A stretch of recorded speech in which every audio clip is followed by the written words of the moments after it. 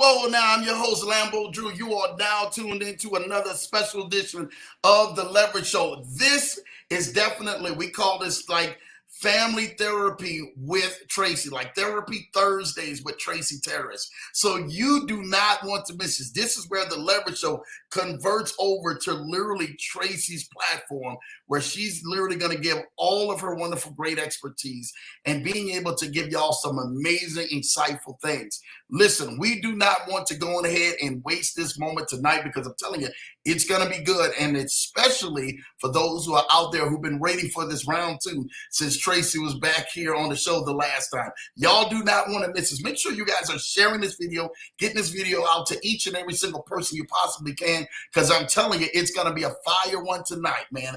Listen, y'all make sure y'all get in and get in fast, because I'm telling you, it's going down. LA Law is in the building. Shout out to you, LA Law. Good to see you. Good to see you. LA Law is showing love. Shout out to Errol. I see you in the building. I see you, Kennard Haney. Don't worry about it. I know that top spot, but it is what it is. My cousin's in the building, making it do what it do. What's up? Good to see y'all. Showing love to LA Law. My wife is in the building, showing love, man. Saying hello, family. You know what time it is. Showing love to Cuz showing love right back. I love to see this. Hey, I'm doing good. My wife is showing love. Cuz is definitely showing love right back. Healing, but doing good. Keep healing, because that's what we love to see. Freddie B is in the building, man. Shout out to you, Freddie B. You already know what time it is, man. My guy, Freddie B, was supposed to be joining us for this engagement tonight, but don't worry about it. We're going to make sure we keep you guys filled in, man. Britt, you and Baby Jax, keep doing what y'all baby do, man, because that's what this thing is about. Thank y'all for definitely tapping back in. LA Law showing love to Arrow. LA Law showing love to Freddie B. Freddie B showing love to LA Law. You know what time this is. Fro talking about you got this. No, we definitely all got this, and I'm excited about this.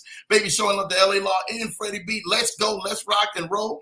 Peace. Blue Sky is in the building with the Leverage Show family. That's what we love to see. Shout out to y'all. I see y'all in the building. Freddie B, what's up? Showing love, man. That's the Louisiana connection, doing what we do best. Listen, I wanted to get through these chats because we don't have much time, but we got a strong time tonight. We're going to definitely do an hour power tonight and make sure that we give y'all some amazing things.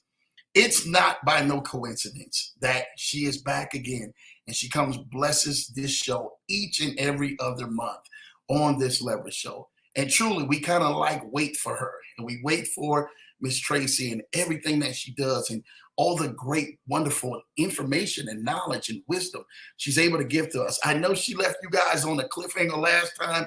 I got all the information and all those emails and all those texts and everything else saying that was probably one of the best shows that Miss Tracy came and dropped knowledge on, and she's back here on the Leverage Show by popular demand. Make sure you guys hit the like button, the thumbs up button, and show some love to our guest of the night, Miss Tracy Taris. Welcome back to the Leverage Show, Tracy. Hi, Lambo. Thank you so much for having me. Hello, everyone.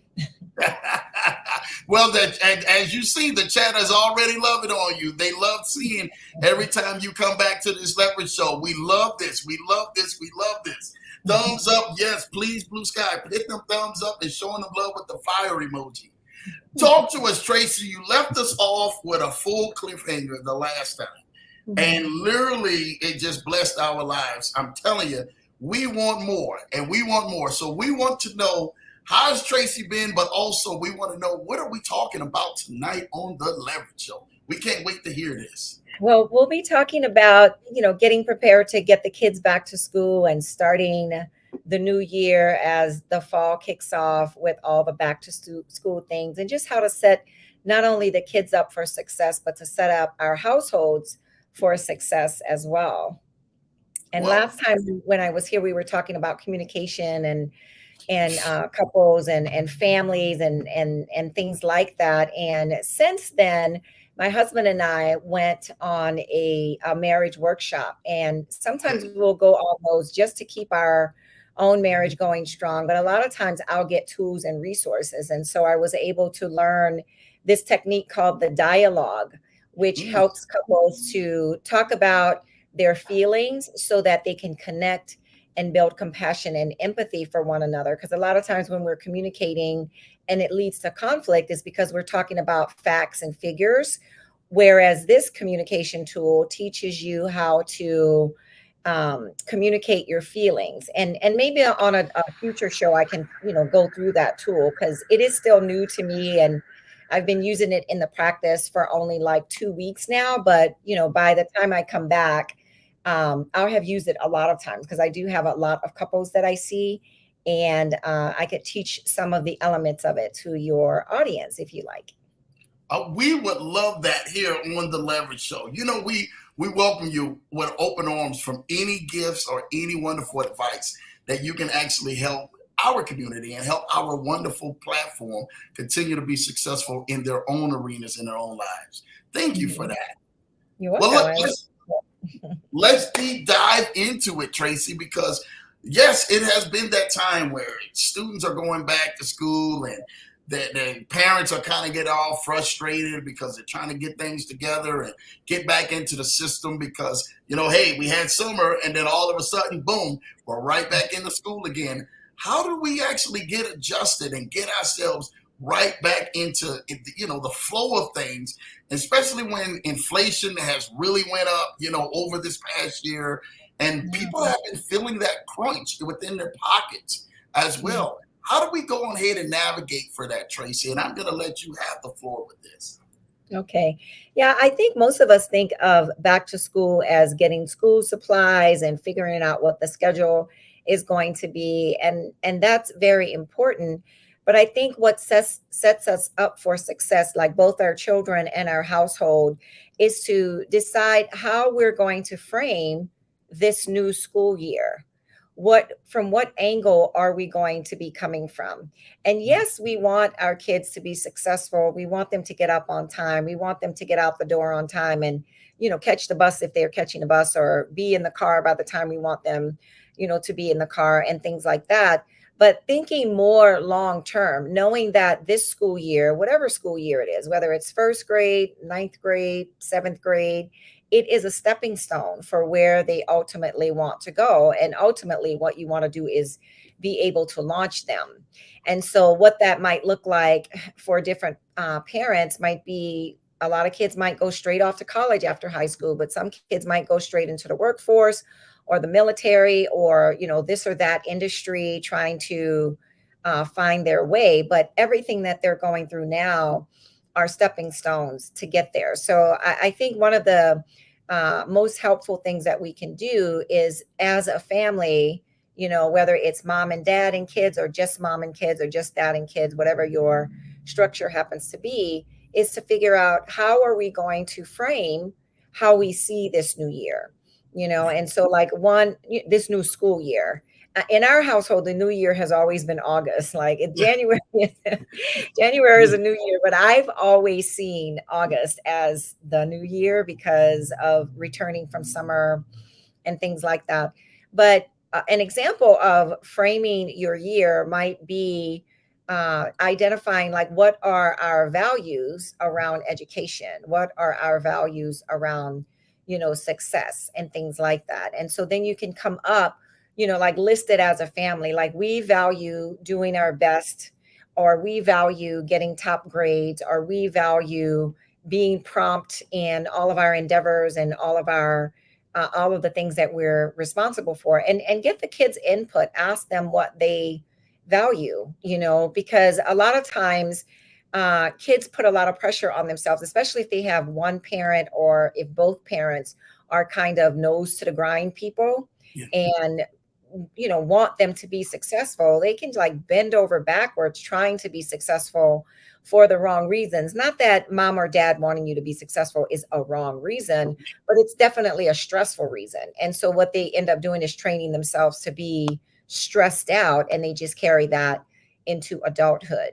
So, say, for instance, if you say, we value education and we value being prompt, setting goals for that and setting them up for success by, things like having a designated area, deciding early on in the year if they need a tutor for this subject or that subject, like, not waiting until December to realize, oh, you've been, doing really poorly in this schedule. So let's see what we can, roll out at the last minute. So, like, just thinking through some of the the ways that you want to frame your school year, and have it be not just we're going to school, every day until summertime is here again. I love that concept of having that proactive rather than reactive standpoint of saying, you know what, you're right. Let's go ahead and get the tutor ahead of time. If you're not doing good or you may be feeling yourself is inadequate in other areas of your life, let's go on ahead and let's begin to get that help right now. And I Yes. think that is the struggle with so many parents who are working and overworking themselves because of inflation, or they may have a single parent home, or just the way the economy has been going as of lately for certain people who Yeah. may have had jobs that were paying a lot at one time and no longer paying that salary that they're used to. What Yeah. do you say about being able to balance that entire first coming back to school and then having the communication between the parents as well as the student so everybody's on the same page? Wait, how do you, what are you asking? Like, what is that So question? what is that? Is there any techniques that they can actually do to have to balance them while people get back into the workforce as well as the students are getting back into the school force?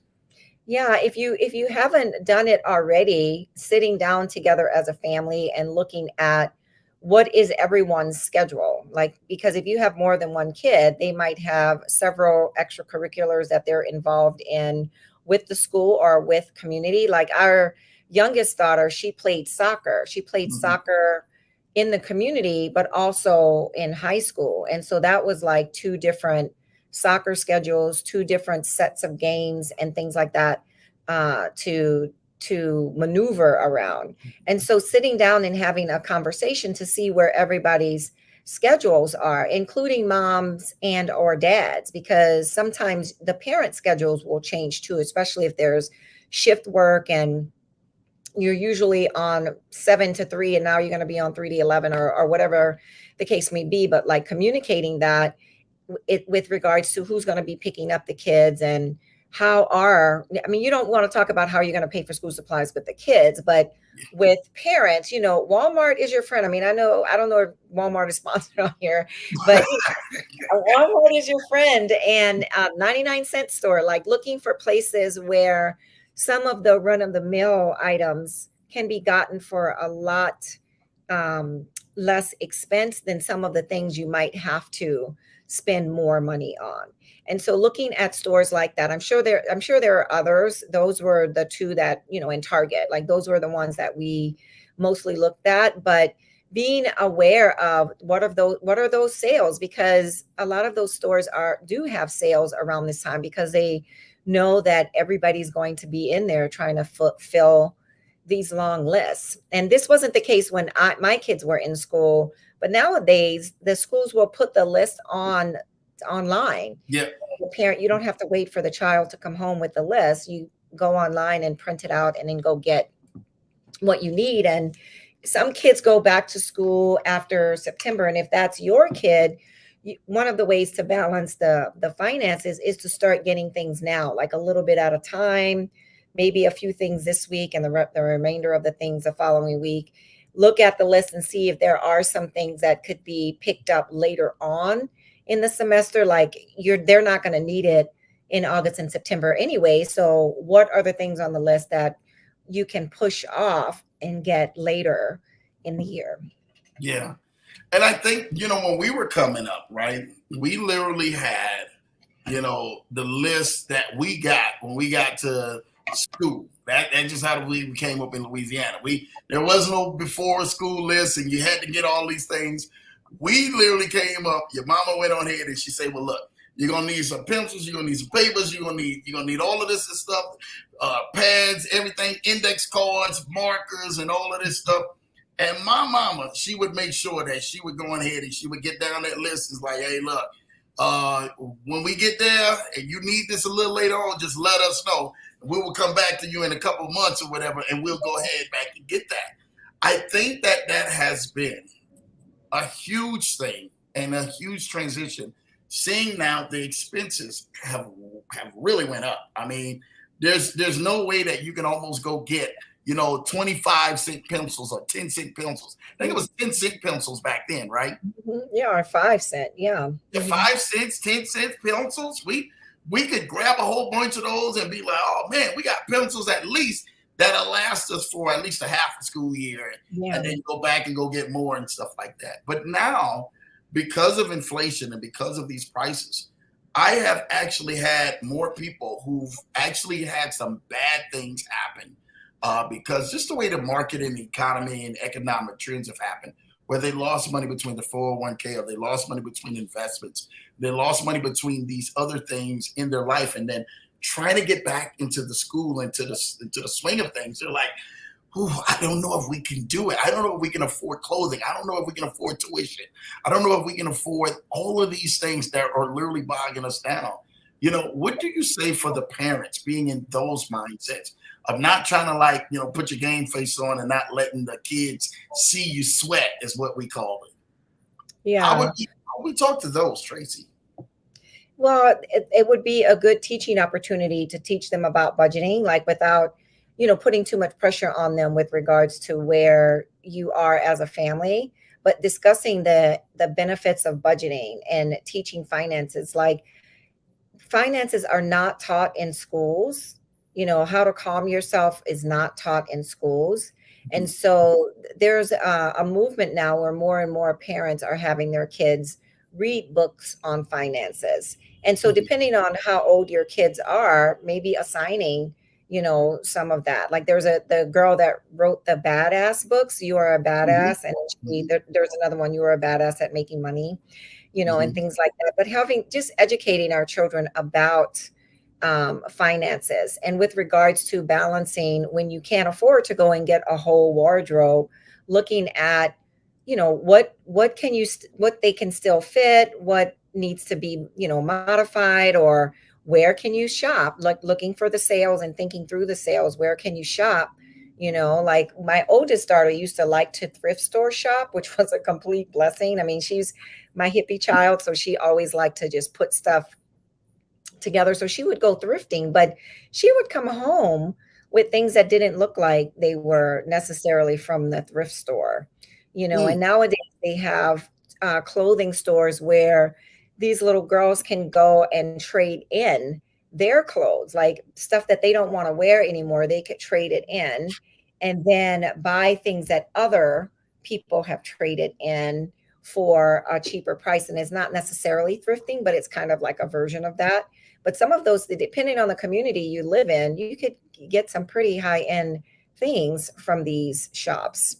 So just being creative and looking for ways to be able to provide what you need. And it's also a good opportunity to teach kids the difference between a want and a need, because you Mhm. may want a whole new wardrobe, but you don't necessarily need a whole new wardrobe. And even if you have the money as a parent to get a whole new wardrobe, depending on how old they are, it may not be a good idea to do that anyway. Just like don't wait for hard times to hit to teach these financial lessons. Let them teach them these financial lessons in the times of plenty as well, instead of waiting for the hard times.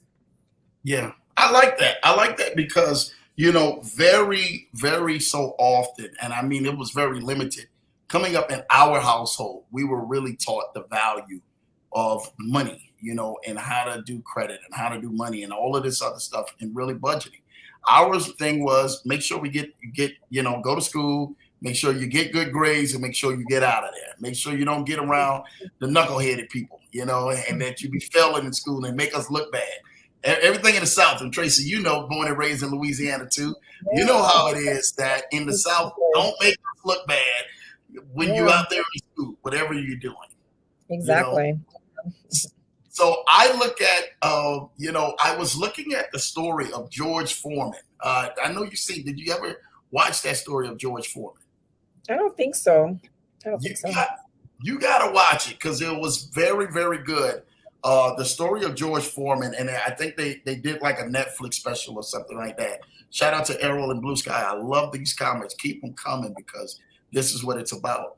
And George Foreman, came up in the Fifth Ward of Texas, right?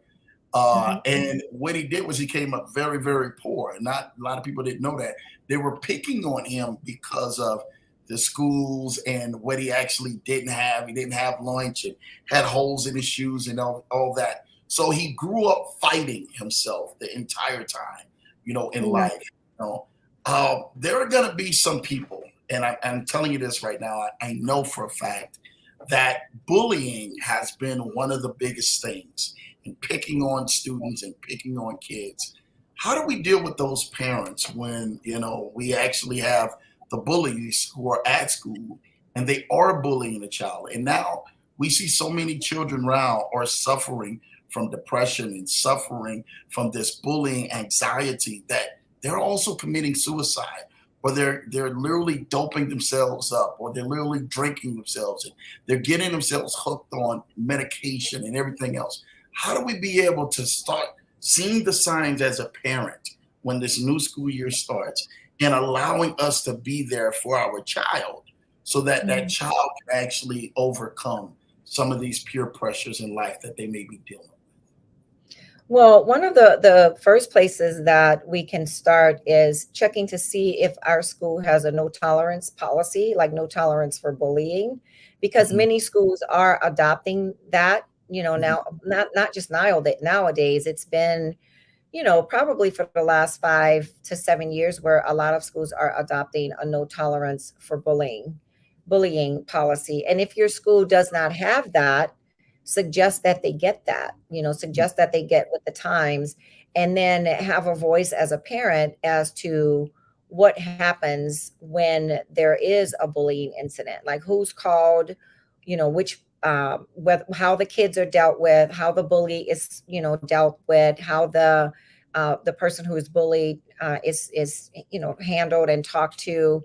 Even suggest that if your school doesn't have therapists, like here in Santa Clarita, like at the Hart School District and the Newhall School District, there's therapists like right on site, and that's been for like a few years now. That's not something that's new. And so if your school doesn't have that, talk about getting that. And I guess it depends on how much money the school itself has, but even if it's a school that doesn't have a lot, having one or two therapists on staff, even if it's therapists who are interns, like people trying to get their hours and stuff like that, that's a mhm, good way to start. But some of the signs and symptoms that you'll see is you'll see a change in your child's demeanor. You'll mhm, see a change in how they're dressing. You'll see a change in how they talk and, like how they express themselves. And one of the reasons is because they are being emotionally beat down. So you're mhm, literally seeing someone else, because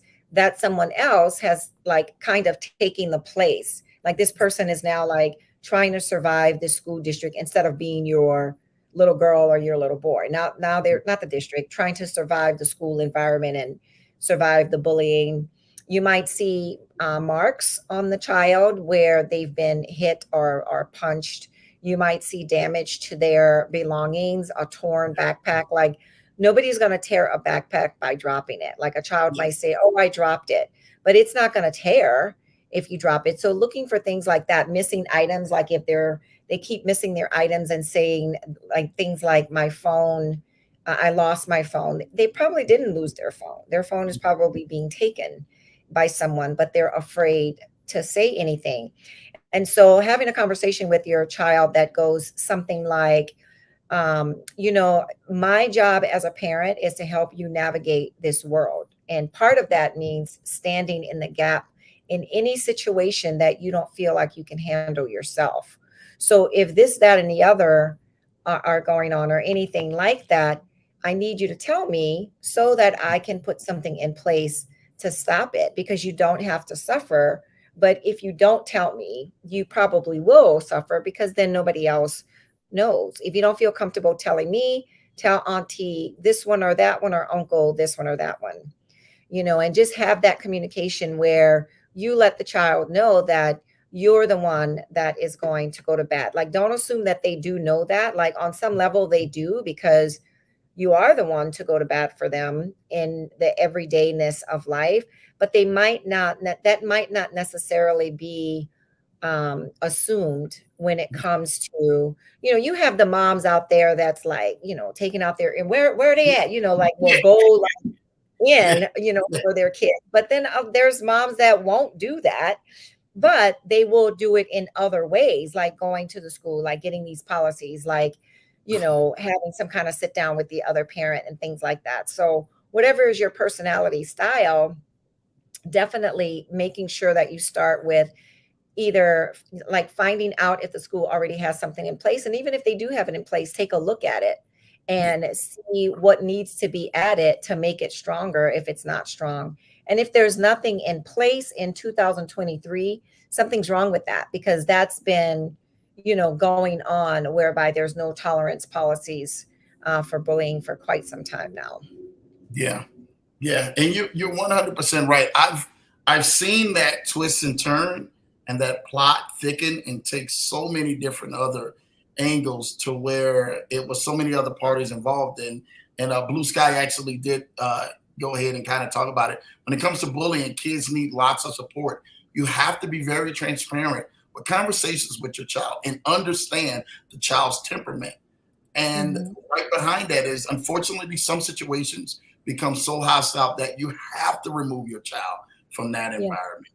And Yeah. that's how we came up. As we literally, well, we didn't have bullying to that point. What we had stuff that you just had to just take care of it right then and there, and then hopefully that's the best.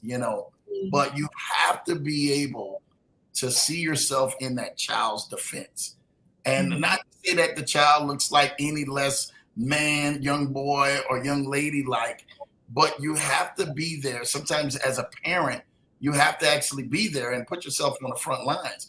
I remember when my grandfather was coming up, my grandfather told me this is how we came up in New Orleans. He said, listen, you fought, you lost, go back and go fight him again. And don't you come back here until you win.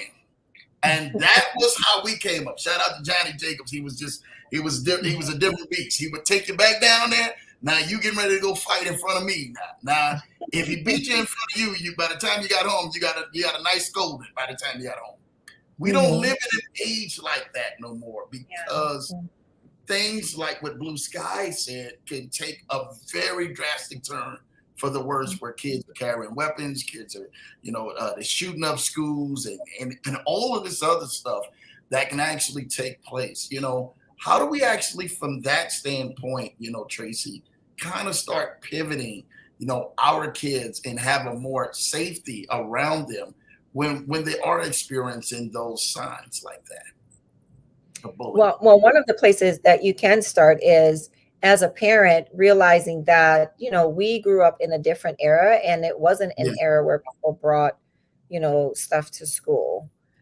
So like realizing that that's not something that we can do now or say to our kids now because of the repercussions that could happen. And so like standing in the gap for your kids, like I think it was either Blue Sky or somebody that said something about temperament, knowing your child's, yes, that was Blue temperament. Sky right here. Yep. Yeah. Yeah, that's an important point, because like the major temperaments are, and your temperament is just your way of acting and behaving and interacting with the world and with others around you. The major temperaments are choleric, and a choleric person is someone that's like your A type personality. They're super organized, they're going to get it done. You don't really have to follow up with your kid all that much if they are a choleric, especially if it's a goal that they have set for themselves. And then Mhm. there's the sanguine. The sanguine is the life of the party. The party doesn't start. It's the funny person. Everybody loves the sanguine because the sanguine makes You know everything that's Lambo. You describing me. Keep going. Keep going. Keep describing me. And then there's phlegmatic. Phlegmatic is the super laid back chill. I mean, it takes a lot to make a phlegmatic go off the rails, but when they do, watch out. And then there's Yeah. the melancholy, and the melancholy is usually the creative kid, the musician kid, the writer kid, that is, always seems to be, there's like this low level moodiness underneath. And so, like, of all those kids, which of those kids do you think would be least likely to tell their parent that they are being bullied? Yeah. Well, that sounds like the one who's kind of finally underneath the radar, the gang Yeah, and stuff like that. Yeah. yeah, That because they're kind of like that anyway, kind of like kind of moody all the time anyway, and just kind of to themselves in some way. So you would have to pull them out of it, Yeah. and so like knowing your child's temperament. And most people are a combination of the Hmm. temperaments. It's and it some people have a little bit of all of them, but most of the time it's two. Like in our household, me and my youngest one, we are choleric melancholy, Yeah. and then my husband and my oldest daughter are phlegmatic melancholy. So we're all creatives and stuff like that. So we all have a little bit of melancholy in there. But knowing how your child interacts with the world, and equipping them according to their temperament and building them up is a really good idea. So thanks, Blue Sky. Yeah, blue sky. She's always coming with some amazing penmanship, man, out here. My mother always went to our schools and had a serious conversation with the administrators to let them know what our expectations were. I'm so grateful. She was always my advocate. And that You probably means that you guys can advocate for yourself now as well. Because know? when you advocate for your children, you're ultimately teaching. Remember, you're always preparing them to launch. So when you advocate for them, you ultimately teach them to advocate for themselves. And in teaching them, like, in the beginning, you want to advocate, advocate, advocate. But as they go older, you want to start letting them practice advocating for themselves. And if you've been advocating for them all this time, it's just a hop, skip, and a jump for them to start doing it themselves, because it's like, what would mom do? What would dad do and stuff. And so teaching them that along the way, because ultimately that's what they're going to have to do out in the world when they leave your home. Yeah. And I want to talk about that because I mean, you deal with that as a family therapist. What has been some of the situations that you can talk about? That's doesn't have to have any names. That certain situations like this was a breakdown between the parents and between the child because of things that happened in school. And how did you, as a therapist, like allow the family to get through that and kind of help coach both sides of that back to a healthy place? Yeah. Well, one of the contributing factors to that is the idea of everyone to their corners. Like Mhm. everyone is doing their own thing. Mom is, she has her job and is taking care of the house. Dad has his job and is taking care of the house. And especially if you have children that are pretty on it and pretty, like maybe they're older, or maybe they just get their things done and you don't have to be on top of them. That's a great, but it can also be a breeding ground for what we're talking about right now with regards to bullying, in that you're not in the know of how they're doing on a regular and day-to-day basis. So understanding that, yeah, everybody has their roles, but having stuff like family check-ins, like when they're lit. And this is something that you could start at any time. I mean, the earlier the better. And even if they're teenagers now, they're going to think it's corny and they're not going to want to do it, but they secretly they love it. And if you continue to do this thing, they will eventually grow to like it. But the earlier the better, because when you start it when they're really young, they'll be telling you too much, Yeah. when some things you don't even want to hear. But the idea of highs and lows, or rose and rainbows and rain, or roses and thorns, and that's just what's the good thing that happened to you today and why, and what's a not so good thing and why, and how did you handle that situation. It just kind of fosters communication, but it fosters their ability to be able to think through, what was my day like, what Yeah. was my experience like. And then you will hear things that need to be addressed. That's because a kid might be experiencing um, things like grooming or bullying, and they don't even know it, but some red flag is going off in your mind, so you can ask questions, because now you're in the know, and you could bring things up at school for the school to be in the know, because not all kids will talk about what's going on with them just out the blue. But if you establish some kind of routine where everybody gets to have a voice, then it managing that becomes a lot easier along the way. Mm, I love that. In some of those difficult situations like you do say, like they really don't go on ahead and expose themselves. One of the biggest things that right now that, and it has been for quite some time, has been the influx of teen pregnancy. All right, how do you deal with those parents who are out there and kind of consulting them, like, hey, you're getting ready to go ahead and go through teen pregnancy. This maybe was unplanned. It's maybe getting ready to be a whole different chapter to your family that you didn't intend to write. But Yeah. how do we begin to start that process of moving forward? Because there's going to be some people who are literally dealing with children who are literally in high school or middle school or whatever, and then the inevitable happens, and then boom, pregnancy. There's a baby in the midst.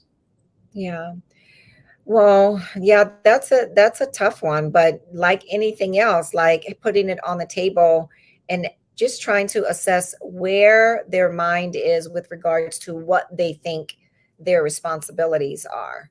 And then as a family coming up with a plan to help with that and what that's going to look like. Like, does that look like you have to quit school and then go to night school at some point?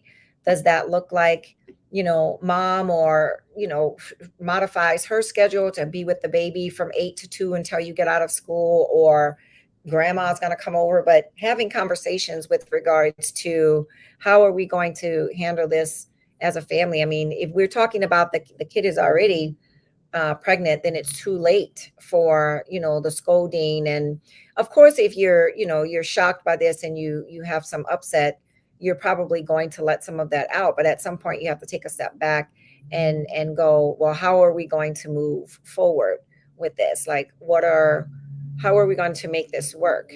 And if you're talking about someone that's not pregnant, that is active, or you suspect is active, having those kinds of self-care conversations, maybe getting on some kind of birth control. Because to tell kids you better not have sex, no matter how gruff you are and no matter how much um, authority you have in your voice or whatever, I mean, kids have hormones, and a lot of times they will start engaging in sex, and they may not. I mean, I don't think any kid is ready. I don't, as a teenager, because you don't develop your prefrontal cortex until you're 25 years old.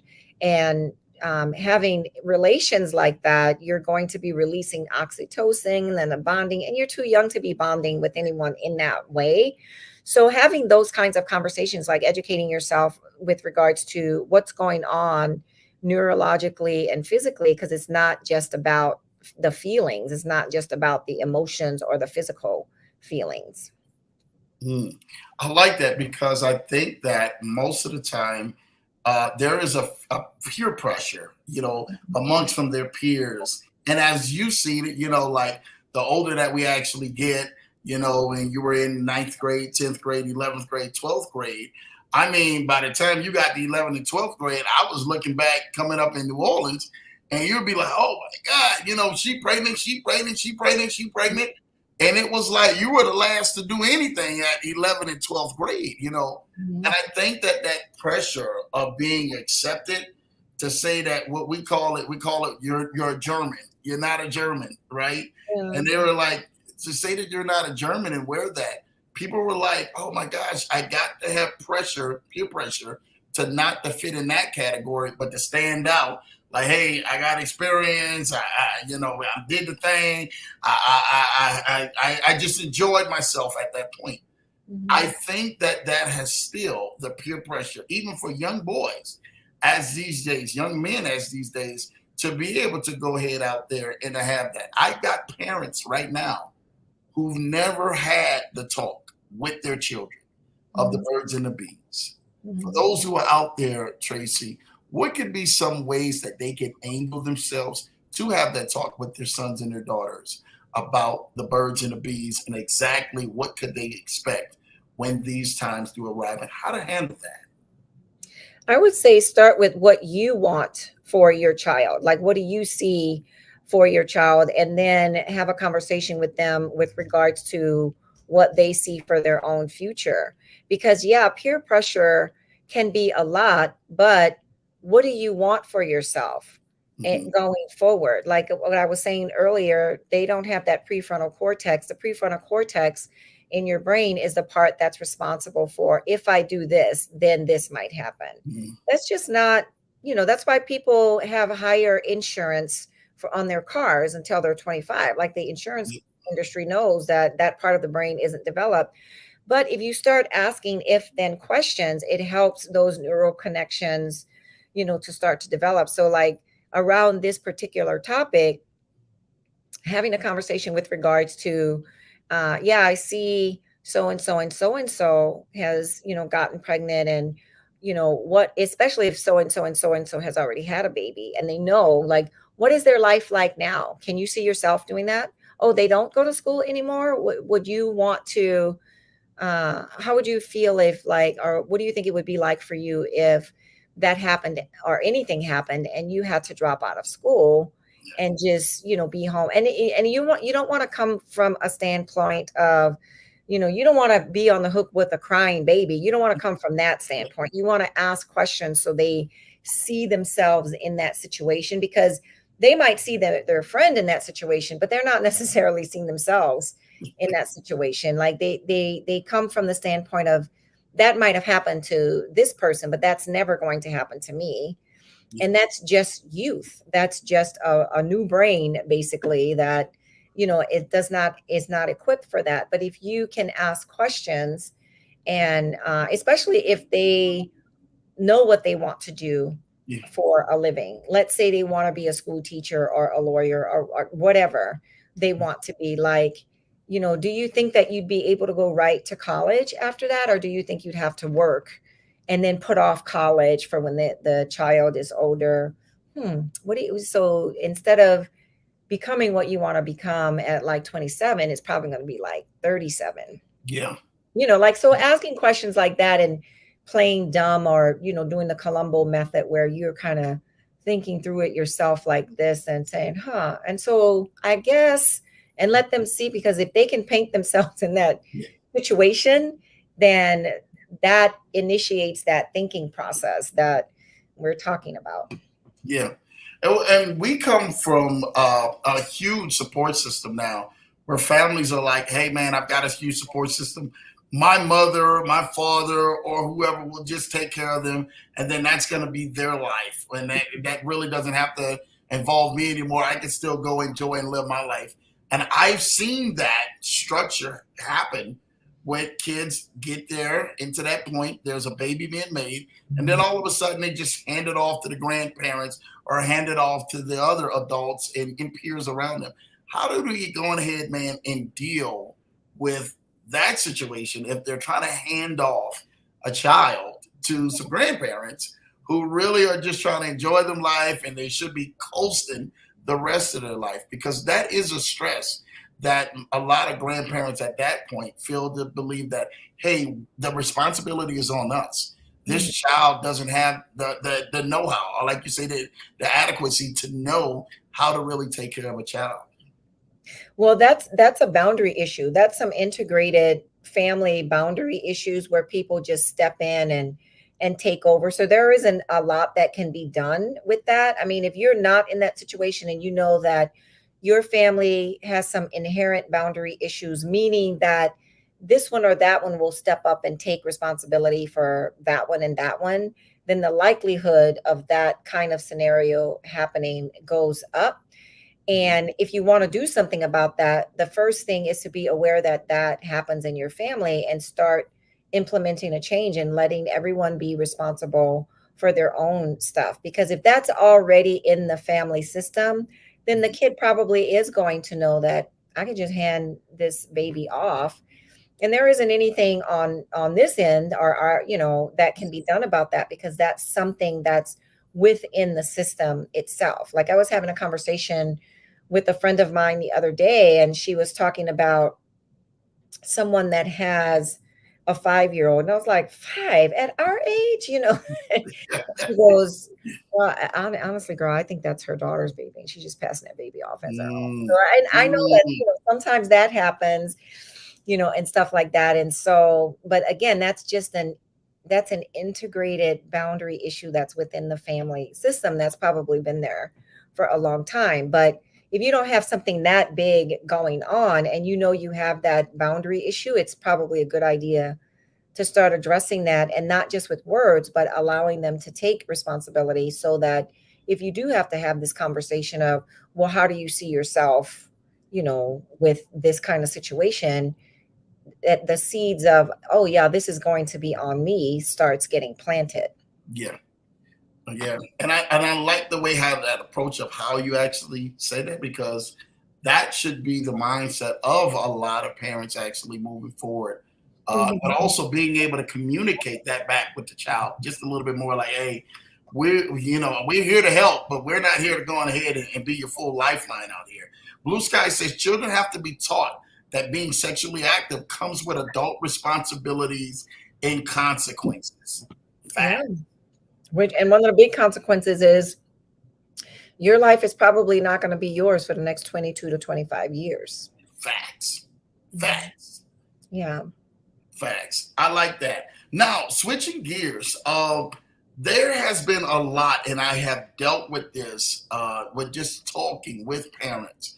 A lot of the burdens that have been placed on the parent's life are watching their child and feeling like they have become a failure to the child. Mhm. Mhm. How do we deal with parents that feel that the expectations of the child has not been met within their eyesight, and how does that parent continue to start moving forward, Tracy? A lot of times, I mean, that's consistent with most parents. Like, most of us feel like we're not good enough, or we've jacked our kids up, or we're making, colossal mistakes. When the truth is, we probably are making some mistakes, Mhm. because there's nobody, that's perfect. But if you're constantly beating yourself up with thoughts of I failed and Mhm. things like that, that's more than likely, I mean, this isn't 100%, but more than likely that's something you struggle with in other areas of your life. And Mhm. because you're in the season of child rearing, that's just the focus of it right now. However, if your kids are older and there are some real things going on, like they're getting in trouble at school or getting in trouble with the law, and it might be that you have to sit down and think about, okay, what were some of the things in place? Mhm. And if you had things in place, if you had rules and boundaries, and this kid just, found a way to go around that, you might, have to allow them to reap the consequences Mhm. of, whatever it is they're reaping right now. Continue to be in communication with them, and, again, using the questions of it, is this how you see your life? Like, what do you see down there? Like, if you keep on going down this road. However, if you do some self reflection and you realize hey, there was a lot of neglect, I was too involved with my career or with work or whatever. And so now this is what's going on. A lot of the behavior, like the bad behaviors, they're a lot of times they're cries for help. So if you get to the conclusion where, yeah, there are some things that I did that were jacked up, like on a consistent basis, or some things I didn't pay attention to, say that to the kid. This is what I should have been, but I was too wrapped up in my own journey, or too wrapped up in work, or relying too much on, your mom or dad, or whatever the case may be. I apologize. Will you forgive me? I Yeah. believe that some of the things that you're doing may be as a result, of my neglect. Again, you have to be aware of that child's temperament, because some kids, that might melt them and they accept that apology and there's forgiveness flowing. And then some kids might go in, on you and tell you about yourself. So you can't go in with any kind of expectation. You just, if you're going to go down that route, you have to stay on the path that you set yourself on. And if they, let you have it, so to speak, of course, kids should be respectful and stuff. Don't reverse it and then just start yelling at them, or, who do you think you are? Because then that's just false humility, to come and say, yeah, I take responsibility for what I did or didn't do, but then go off if the kid's like, yeah, you didn't do it. Yeah. So like, you have to think through that, and know your kid's temperament, once again. And of course, go and get some family help, like get some family counseling with a therapist, or a pastoral counselor, someone that will be able to help you with your child and putting some parameters in place. And even when you do family counseling, if you're beating yourself up like that, you might have to get some individual sessions Yeah. where, your family's not there. It could be, just you, a Mhm. session here and there so that you can get out some of this guilt, Mm. because guilt is one of those emotions that's just inappropriately used Yeah. or inappropriately applied. Like guilt is just, if I'm doing something that I need to stop, guilt will come up, and that's just a cue that I need to stop. Or if I have done something for which I need to apologize or make amends, then guilt is on board to cue me in that I need to go take care of that. But Yeah. when people are feeling guilty and it's not from one of those two things, then that's some other emotion that you have to Mm. identify. It might be shame, it might be something else, but you have to like either try to figure that out or go talk to a therapist to have them help you figure it out. Wow.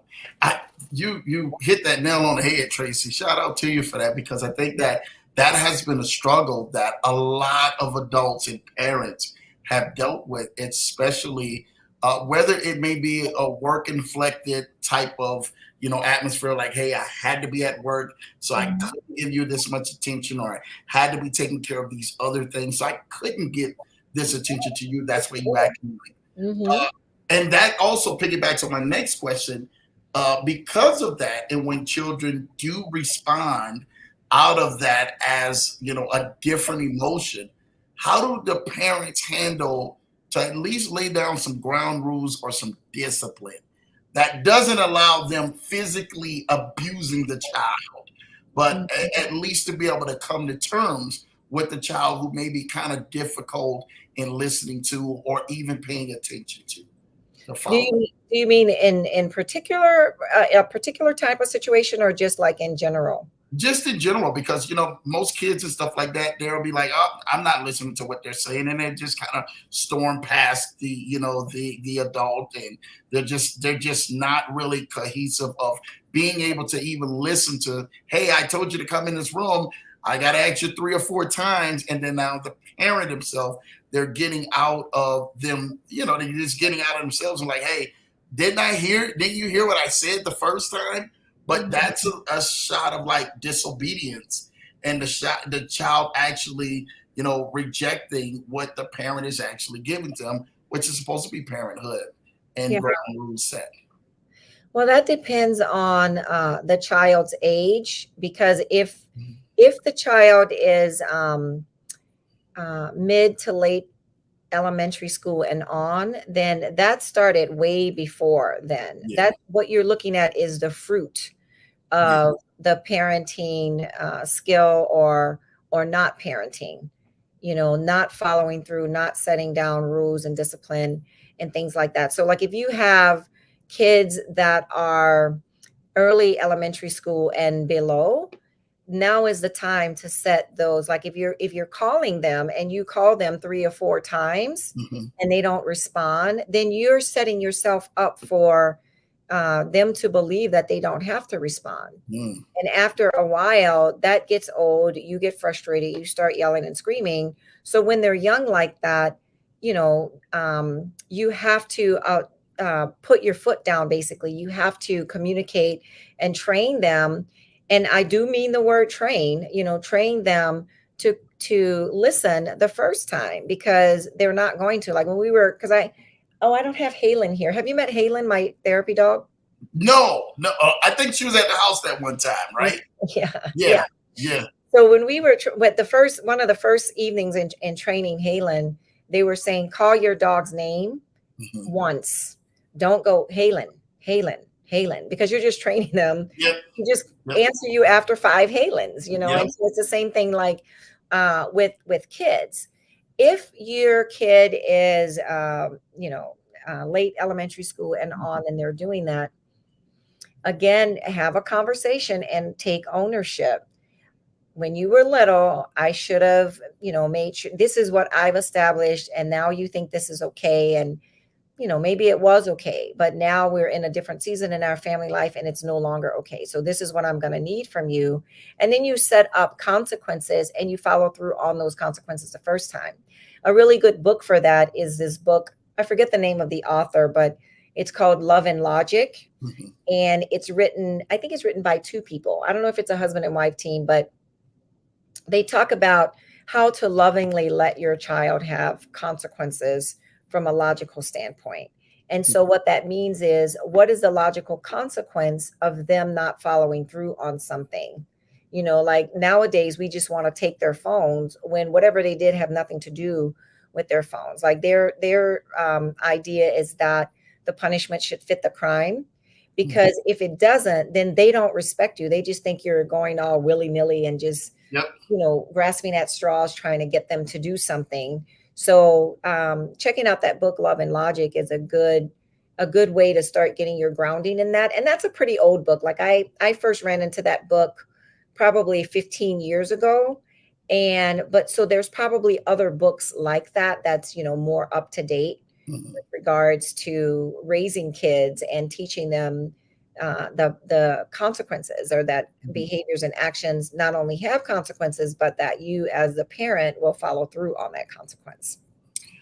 Ooh, now I loved how you dealt with that. You dealt with the younger, children and stuff like that. Let's talk about the older kids and young adults who have actually, they got past the stage where they're not still ignoring, but now it's a more verbal or a physical approach that they're taking towards the parent, and they're physically fighting them or putting their hands on them or yelling at them and literally speaking at them that they're lower than what a parent should be addressed at.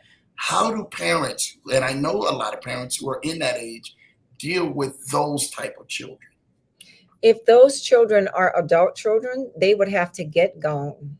Yeah. You are no longer responsible for them. Like if they're treating you that way in your house, then they have to find another place to live, because that's just unacceptable. But you would have to be the one to set that and follow through on it. Now they have an invitation to come back if those behaviors change, or if they go out there and get, some help or things like that. But when they're still teenagers and they're doing that, you might have to bring in some reinforcements to help you with that. Meaning, I mean, I hate to say, like, I forget the name of these kinds of schools, like correctional schools and stuff like Okay. that, but that's kind of like extreme. But you would have to put that child in some therapy, individual therapy, because again, that's just something that has been established. If your kid is hitting you and shoving you, that started Yeah. like when they were toddlers, more than likely. And so it's normal behavior for them. And so again, having that conversation with, this is what I've allowed. This is what we've allowed. We should not have done that. And so going forward, these are going to be the consequences for this behavior, and then following up with the consequences. And again, having that conversation of, if this is how you're treating us, Yeah. how do you think you're going to treat people out in the world? And how will that be received? Do you think you'll be able, to have healthy relationships? Do you think you'll be able to have friendships? I mean, your child's way of being, so you want to tailor it to, because like if you say it like that, and your child is not cut from that cloth, that's just going to sound weird or corny to them. So you have to frame that based on who you know your child to be, but definitely give the communication that this isn't safe, and you might have to call the police, like if it Yeah. gets really hairy in there, and somebody is in danger, or if they're endangering themselves. Definitely, calling the police or DCFS, at least so they can have a social worker come out and talk, Yeah. so that the kid knows that this is unacceptable behavior. This isn't what's allowed out in the world. Even if you've allowed it in the house, it's not allowed in the world, you know. And I think that I've dealt with some parents Mhm. who are physically afraid of their child because of the verbal abuse or the physical abuse that child has shown towards the parent and towards the adult. And they're saying this saying, hey, I don't want to put my hands on you because I'm going to go to jail, because there's so many laws around the kids these days that, hey, they don't know exactly how to respond to be able to calm the matter down or bring the matter back into order in the situation within their house. Well, that's where you might have to bring in reinforcements. I when I was an intern, I did therapy in the home, and I loved it because I could see the dynamics. And I don't do in-home therapy anymore, but there are therapists who will come in the home and do intensive therapy. It's usually a lot more expensive, but it's worth it to try to get some of those things turned around. And just keeping in mind that no matter how out there they're being, then, knowing that that is usually a symptom of a deeper behavior pattern, or a symptom of something deeper that's going on, that you as a parent are probably not going to be able to get to the bottom of. The child probably needs professional help with that. Yeah. And I like that. I mean, we're going to come back the next time and talk more about that situation, because there are so many different layers into that, as well as family healing, and being able to grow as a family, to where I know there's a lot of regret from some people who have children who have fought their parents, and then the parent is no longer here. And now the child is dealing with years of regret because the parent has passed on, because of all of this stuff that was never addressed and never got the attention that it needed to get to be able to bring order back in that house. And now the child is living the rest of their life with that.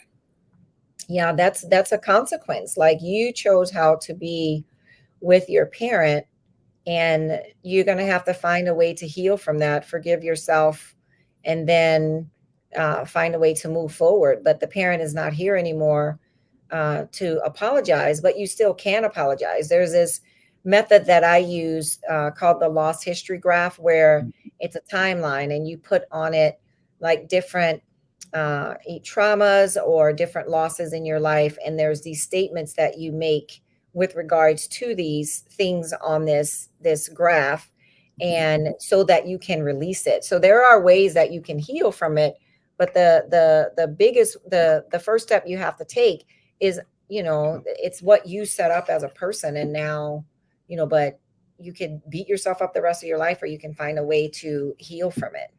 Facts. Thank you for that, Tracy. I love Blue Sky said, my children have been trained from birth to be respectful. If one of my kids tried it, we're definitely going to have a nuck if you buck situation. and I hate to say it, we come from the old school where my parents used to say, I brought you in this world, I will take you out of this world. And I already know my wife was co-signing on that one right now, because that's literally the way that I think real parenting, man. Hey, I love you, but I love you enough that I'm not going to be disrespected in this way. And I want you to have respect when you leave this household, so you know that you're coming from a right household and a respective household, so that you can take this the rest of your life. And it's been the truth like this. Tracy, we got to go ahead and let you know, what are you working on? Because this hour has went by so fast. Let us know what you're working on. Let us know what's in the pipeline, because we definitely can't wait to have you back on the show.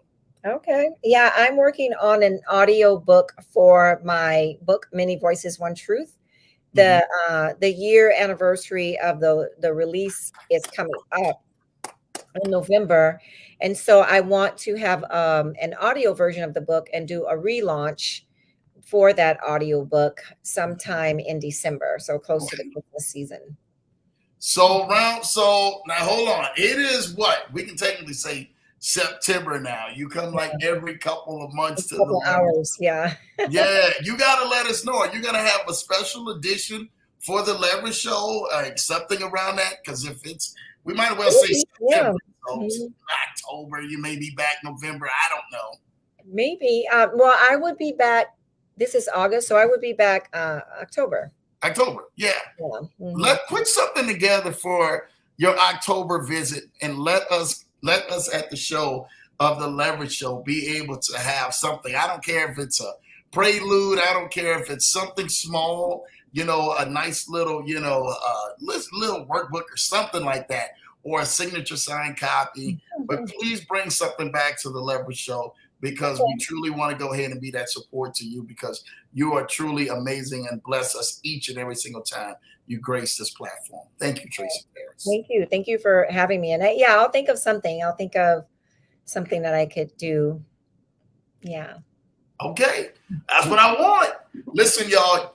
Thank y'all. We are not out of information, but we are out of time. Thank Miss Tracy Taris for everything that she has truly did and has truly blessed us and gave some wonderful insight on the show tonight. Make sure y'all go and follow Miss Tracy at Tracy Taris on Instagram, right? Tracy Taris on Instagram. There is another one. It's Healing the Mind or something like that, right? At Healing the Mind and Spirit. At Healing the Mind. Say it again. I'm sorry. That's the one for my practice, and Tracy Taris is the one for my writing. Okay. So Healing the Mind and Spirit, right? Mm-hmm. Okay. Healing the Mind and Spirit on Instagram. Make sure you guys go like and subscribe to that. And then Tracy Taris, which is a total different one, is the one for her practice, right? Yeah. And you can subscribe to my email list by going to tracytaris.com and hitting the subscribe button. Awesome. Tracy, and listen, y'all see it on the screen, tracytaris.com, and get on that email list where she's bringing out a ton of great information. And I'm telling you what, it's definitely well worth it. I'm telling y'all what I know. Tracy Taris, right? Mm-hmm. Is that at Gmail or what? No, you would go to the website and then sign up to get on the email list. And then if you're on the email list, every now and then I send out things, little goodies and newsletters and blog posts and things like that. Yeah. That'll work. Well, it's on the screen, tracytaris.com. Go ahead, sign up, get on that email list, get all those blogs, all that information. And she's definitely going to have the new release of the book and all of that other good stuff. So y'all guys can kind of keep in tune with that. Now, she probably won't have it released by the time she gets back here in 2 months, but you guys can definitely keep in tune with Tracy and everything that she's bringing. Listen, we really want to thank you guys. Tracy, thank you. Thank you again for this Leverage Show and what you have bring to us tonight. You have truly blessed us more than what we could know. GQ is showing love. I'd love to see this. My wife is showing love to GQ. I love to see that. Blue Sky showing love. Thank you, Tracy. Love to see that. That's what this thing is about. My wife says, thank you, Tracy. Let's go. This thing is what this thing is, man. GQ, shout out to you, GQ. I'm glad you guys made it back from your trip. Yes, we had that 2-week trip. We made it back definitely for our guest, Tracy Taris. We couldn't went on ahead, man, and did this show without it. Make sure you guys, again, go like and subscribe to Tracy Taris on Instagram, as well as Healing the Spirit, correct? Healing the Mind, right? Healing the Mind and Spirit. Healing the Mind and Spirit. I want to make sure we get that right. Healing the Mind and Spirit on Instagram. Make sure y'all definitely go tap in. She's definitely bringing a lot of information to that. And definitely tracytaris.com. Sign up so you guys can get on that email list and allow Tracy to actually be able to email you some amazing, wonderful, uplifting things that will truly help bless your life. Definitely can't wait for this next show. Issa says thank you and blessings, Miss Tracy. Showing love, man. Errol says thanks for the info, Tracy. Thank you, showing so much love. Thanks, everybody. Right here on the Leverage Show. You know you are definitely our favorite. We definitely, truly thank and bless you each and every single time that you bless us on the Leverage Show. Again, make sure you guys go like and subscribe to my lady, Tracy Taris, literally on our Instagram, as well as signing up for that email at tracytaris.com and getting on that email list. Listen, we love you guys. Till next time, we are not out of, I want to say ammo, because I don't even want to even say information. We are not out of ammo because we bringing nothing but ammo to the Leverage Show. Make sure you guys, again, stay tapped in every Tuesday and Thursday night at 8 p.m. Eastern, 7 p.m. Central. Fridays for Finance Fridays Live at 12 noon Eastern every Friday. We're definitely giving y'all some wonderful money plays so you guys can continue to keep leveling up. Again, make sure you guys definitely go ahead and tap into Tracy. Until next time, me and Tracy, we're out of here, and we'll see y'all in 2 months, right? Yep, 2 months. Later, y'all. Love y'all. Leverage Show.